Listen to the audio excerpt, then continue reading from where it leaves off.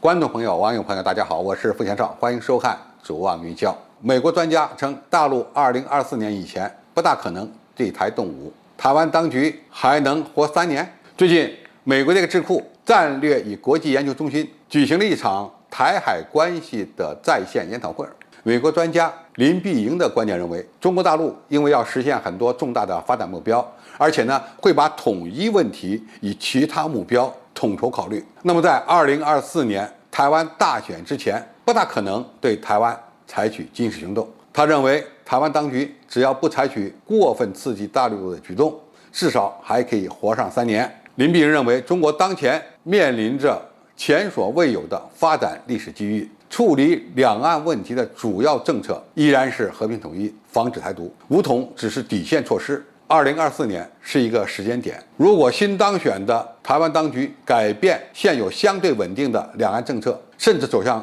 独立，那么很可能引发武统，否则中国大陆还有很多施压台湾的手段，都可以更优先的使用，动用武力的时间可能还会延迟。他提到，2027年一直被美国军方炒作为中国大陆对台动武的年份，实际上这只是中国完成建军100年目标的一个时间节点。2035年的中国军队将基本实现现代化，2049年将成为世界一流军事强国。这些时间节点都与解决台湾问题的时间表无关，但是与解放军的实力提升有关。也就是说，时间越往后，中国大陆的经济实力就会越强，当然军事实力也会越强。那么使用武力解决统一的问题的代价就可能会越小越有利。比如1990年，台湾的经济规模大约是中国大陆的40%左右，而现在呢却降到了4.5%。当时的两岸军事还处于相对平衡状态，而现在的形势发生了极大的变化。中国大陆的军事力量远远地超过台湾地区。那么不要说他靠这点武力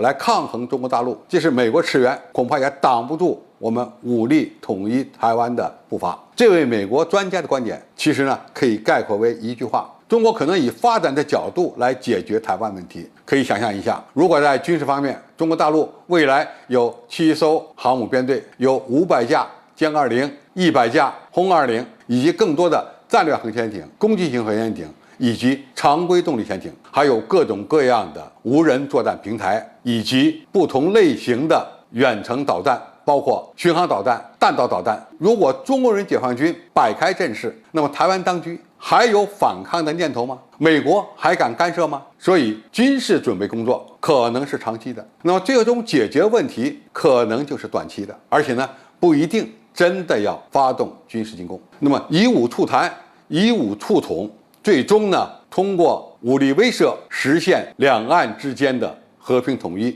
这种可能性就会大大增加。同理，那么中国大陆只要经济实力超过美国，成为全球最大的市场，那么能从实力的地位与其他西方国家对话，那么根本就不必担心西方国家所实施的所谓制裁。那么台湾面临的经济压力可能反而更大。从普通台湾民众的角度来看，如果中国大陆的民众拥有了比岛内民众更好的生活条件、医疗保障和环境，那么抵触统一的人就会越来越少，完成统一的代价也就会越来越小。总之，这位美国专家认为，美国已经无力阻止中国大陆统一台湾。那么这样的观点应该说还是相对比较客观的，而且中国大陆会尽可能的以和平的手段解决问题，但是两岸统一的问题不可能一直拖下去、等下去。中国大陆所说的